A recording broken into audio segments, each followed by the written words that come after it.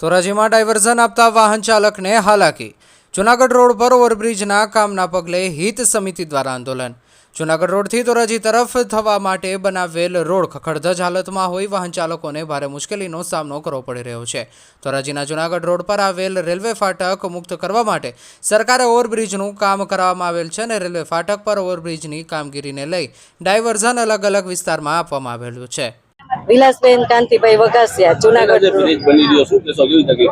બહુ જ તકલીફ પડે છે।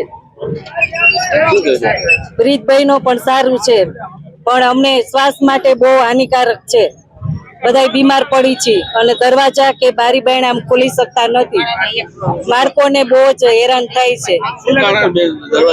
દરવાજા કે ખોલી શકતા નથી, ધૂળ ને હિસાબે ધૂળ એટલી ઉડે છે। કાચા રસ્તા છે, ઓવરબ્રિજ બન્યો પણ સારું છે, પણ પાકા રસ્તાની જરૂર છે। આ કે દિવસ પૂરું થાય, ચોમાસામાં શું હાલત થાય। પરંતુ રોડના કારણે મુશ્કેલીઓ ઊભી થવાથી હિત સમિતિ દ્વારા આંદોલન કરવામાં આવ્યું હતું, જેમાં બોર્ડ અને બેનરો સાથે ઉગ્ર વિરોધ પ્રદર્શન કરી આવેદનપત્ર આપ્યું।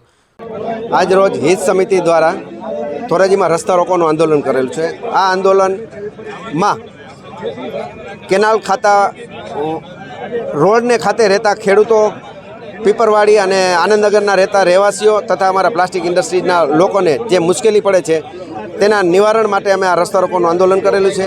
અને મુખ્ય માગણી એ છે કે જે કેનાલવાળો રોડ છે તે સર્વિસ રોડ પાકો રોડ બનાવે અને કેનાલવાળો રોડ પાકો બનાવી અને જે બ્રિજવાળો છે એમાં પાકો સર્વિસ રોડ બનાવે અને વિકલ્પ એક ફાટકની વ્યવસ્થા કરે। આવી નાની અમારી સરકારશ્રી પાસે માગણી છે, જેનો યોગ્ય નિકાલ કરવા વિનંતી। જો આ આંદોલનથી અમે સરકારશ્રીને, તંત્રશ્રીને જગાડવા માગીએ છીએ, છતાં પણ જો તંત્ર જાગીને અમારી માગણી, હિત સમિતિની માગણી સ્વીકારવામાં નહીં આવે તો નેક્સ્ટ કાર્યક્રમ હિત સમિતિનો આનાથી પણ જલદ, ગાંધીજી માર્ગે આનાથી પણ જલદ કાર્યક્રમ આપવામાં આવશે।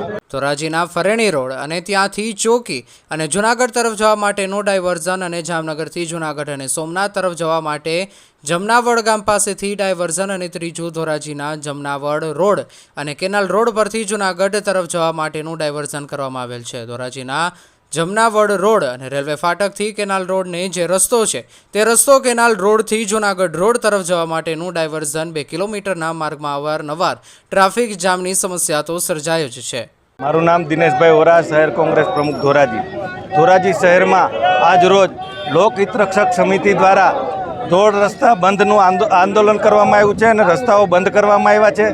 નું મુખ્ય કારણ જૂનાગઢ રોડ ઉપર બનતો ઓવરબ્રિજ છે। આ ઓવરબ્રિજ બનાવવાની કામગીરી શરૂ થઈ ગઈ છે, ત્યારે બાજુમાં જે સર્વિસ રોડ આપવો જોઈએ સર્વિસ રોડ આપવામાં આવ્યો નથી, જેને કારણે હજારો લોકોને મુશ્કેલીનો સામનો કરવો પડી રહ્યો છે। આ આંદોલનને ધોરાજી શહેર કોંગ્રેસ વતી હું સમર્થન આપું છું અને આગામી 2 કે 3 દિવસની અંદર આ પ્રશ્નનો નિકાલ કરવામાં નહીં આવે તો ઉગ્ર આંદોલનો કરી ધોરાજી બંધ સહિતના આંદોલનાત્મક કાર્યક્રમો આપવામાં આવશે। અહેવાલ ફિરોજ જુનેજા, લોકાર્પણ।